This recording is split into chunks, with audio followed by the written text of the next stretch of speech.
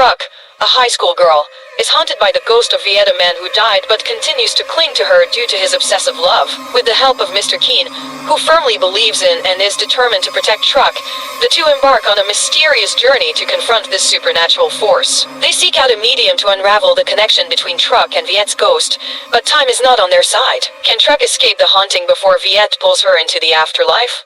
Stubborn Male Ghost Chap 4. In Truc's room, under the dim light from the lamp, they went through piles of books, each page opened carefully, each drawer meticulously checked. Mr. Kien paid special attention to the books that Truc frequently used, including old ones. Moments of suspense passed, but their efforts had not yet yielded any results. Truc's heart beat faster, and worry filled her. In the tense and anxious atmosphere, Truc and Mr. Kien went through every corner of her room. Every book and every box was carefully examined, but nothing significant turned up. When they approached a bookshelf, an old first-grade literature book caught their attention. Mr. Kien gently pulled the book out, and a small white letter unexpectedly fell from inside. Truc and Mr. Kien looked at each other in surprise, then down at the letter. On the envelope was the familiar handwriting of Viet.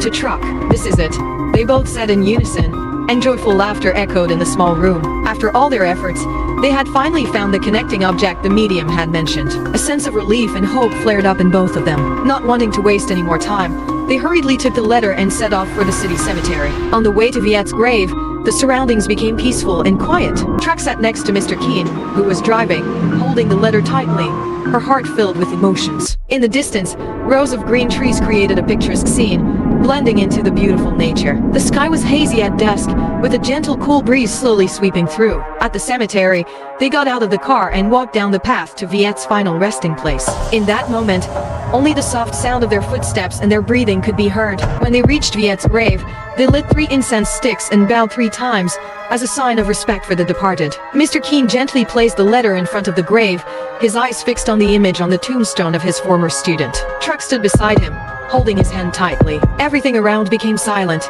with only the sound of the gentle wind and their pounding hearts. Then, with determination, Mr. Kien and Truc burned the letter in front of Viet's grave. The small flame initially flickered like an omen, then grew into a large blaze, spreading warmth and brilliance in the quiet space.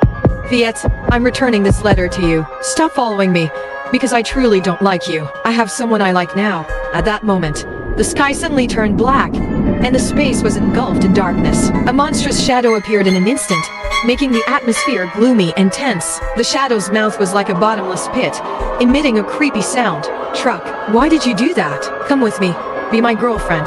The shadow glared at Mr. Kien, its mouth widening menacingly. "You can't ignore my love. Mr. Kien is just a teacher. He can't understand you like I did. He can't love you more than I do." With that, the shadow lunged at Mr. Kien with undisguised malice. Caught off guard by Viet's bizarre action, Mr. Kien couldn't react in time. The shadow choked him, and he struggled to free himself.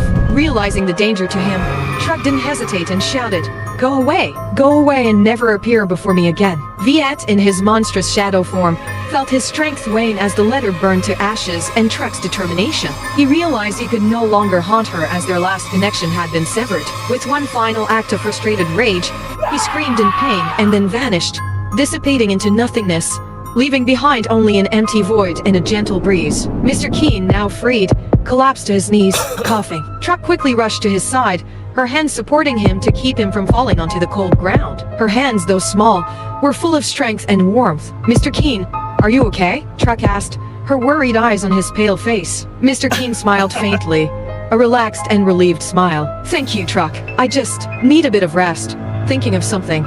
His eyes had a hint of humor. "But being envied by a ghost is the first time for me, especially such a stubborn ghost." Truc beamed, her cheeks blushing, as she helped him slowly leave the cemetery.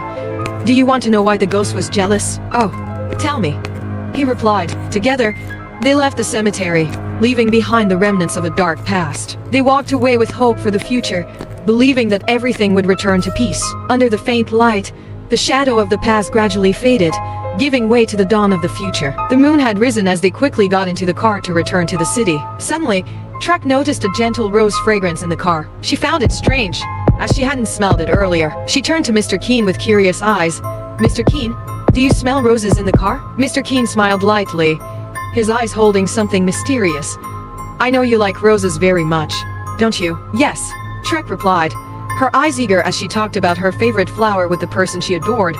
I love roses the most, especially red roses, because they symbolize love and romance. Mr. Kien listened attentively with a gentle smile on his lips. In his eyes, beyond the affection, care, and deep feelings after going through many events together, there was an increasingly evident stubbornness.